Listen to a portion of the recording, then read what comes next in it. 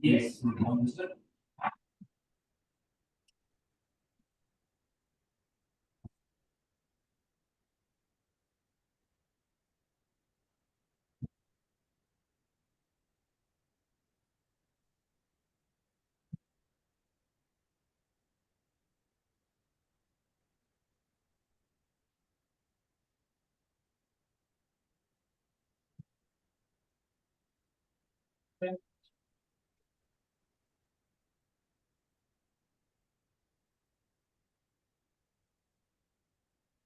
Oh, yes.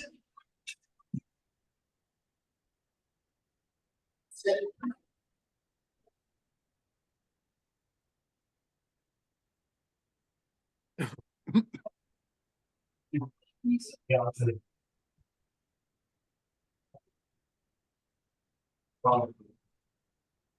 For heavy piece, sir. Yeah, some of them are solid. All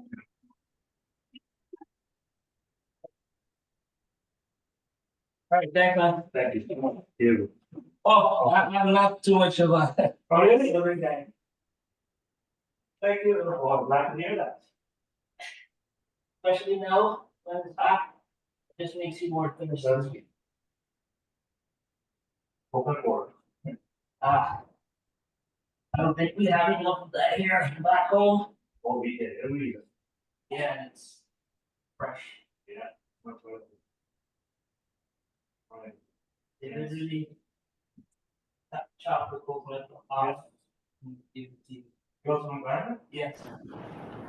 Hello, everyone. Can you hear me? I hope you're still there. They can hear me? Yes? Should I leave this on? Yes? Okay. So I'll go back to my screen. Sorry, team. We were just verifying that you can hear me. Yes, I can hear you now. Great. Thank you.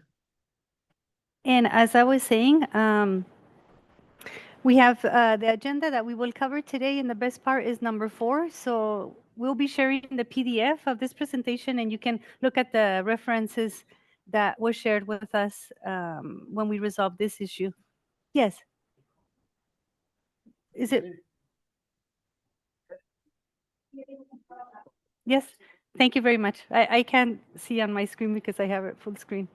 Thank you. Yes, it is recording, I believe. So we will continue. So the production issue we had is we had a legacy system integrated with Salesforce. It was IBM. In fact, we already shut down that system, and now everything we have in Salesforce. But when we first launched this, our MVP was to migrate the legacy system into Salesforce. And it took time. It has taken a few years, but we have shut down that legacy system. But at the time, we needed the ability to that Salesforce receives records from the legacy system into Salesforce, but we could have records that exist within Salesforce that are duplicates with what was coming in. And the business need was we want to have those records in because we have a process, a job that runs that merges those records that are duplicates through the back end. So when one of the errors that we would get is this one, when the event message would come to Salesforce. I have I'll show you the Word document I have here, so it's a little bit clearer. So I hope you can see this. This is an example of the defect that was presented in production. This was on April 18, 2023. This is event message saying that this payload that was being uploaded into the system had a failure reason. So you can see the duplicate was detected, and it wasn't allowing the record to be saved into Salesforce because of our duplicate rule. One of the solutions is turn off the duplicate rule, but we want the duplicate rule on for our end user that is in front of the application. We don't want them to be entering duplicates. So but we wanted the backend through the legacy system, it would allow it. So we did talk to all of our Salesforce experts in the company, and it was decided we would escalate a Salesforce ticket because we couldn't find a way of resolving this. The record that is being created is by automated process. If you see this, created by automated process, this is like the robot of Salesforce that when it creates the record within the system, the user is automated process. But if you look at the user in Salesforce, you can't even do anything with it. It's like protected. You cannot modify that. One of our solutions was, let's just put in this duplicate rule we have on person account. It's called co-op person account duplicate rule. This is a rule we have in the criteria. The first solution we tried to implement was identifying the user automated process and excluding it from the validation rule. That's the easiest way that we would think it would resolve it. Unfortunately, and this is a solution that Salesforce suggested us to do. So we worked with Salesforce, and unfortunately, it never worked. It couldn't identify the automated process with the validation rule. So we needed to use another type of solution. So this took months. We opened another ticket. They sort of gave up on us, and then it was escalated because we have our service with Salesforce. And yes, it's like it can be a nightmare, no? And meanwhile, we're losing all those records in the system, and it took a few months. In fact, my manager was very upset with me because I didn't come with a solution quickly. Because what are you doing? Is because, well, we don't know how to resolve it, no? But the beautiful thing, a miracle happened. One of the architects met with me because I escalated and asked his help. And he investigated in Google. As you know, Google is our best friend to resolve issues, right? A lot of the times. And he found a solution for this. And basically, it's using Apex. So I'm going to go back to the Salesforce, to the presentation here. So this is the error that I was showing you. And so I just explained the root cause is the duplicate rule in the automated user. And the beautiful solution we have is that through Apex, we can add this beautiful logic that says allow save. So there in the backend, in one of our Apex classes, we inserted that instruction where it says duplicate rule header dot allow save equal true. When we enable that, it bypasses the duplicate rule to be able to save the record in the backend. So that was a beautiful solution. It took, like, as you say, a solution can take seconds, right? In Salesforce, once you know how to do it, it can take 1 hour and it's implemented, right?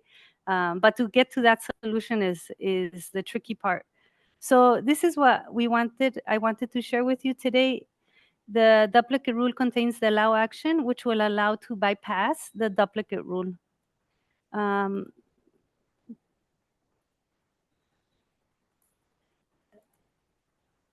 So I really can't demo this because we turned off our legacy system now, but but the Word document that has the evidence explains a little bit the duplicate rule we had in place.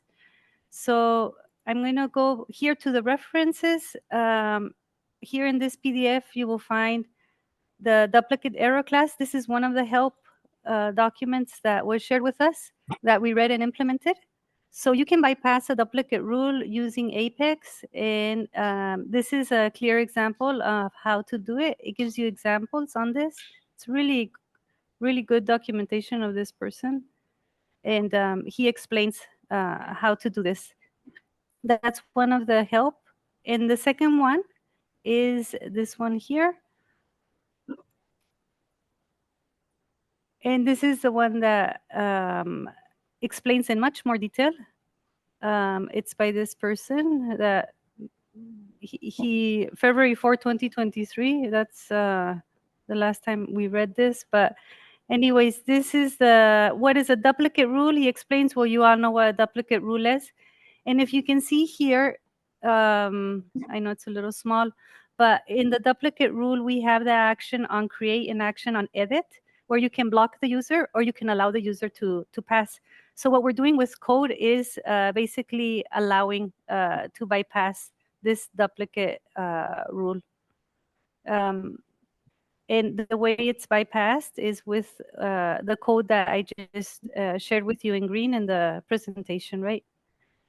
And that's basically all I had for today. It's very simple, easy, but could be valuable maybe for you in the future. And I thought it would be nice to share. Just for you to know that through Apex, you can bypass out of the box things that are not working for you. So it's just a matter of finding out how to do it. And this group can help a lot. Thank you very much, everyone. Yes.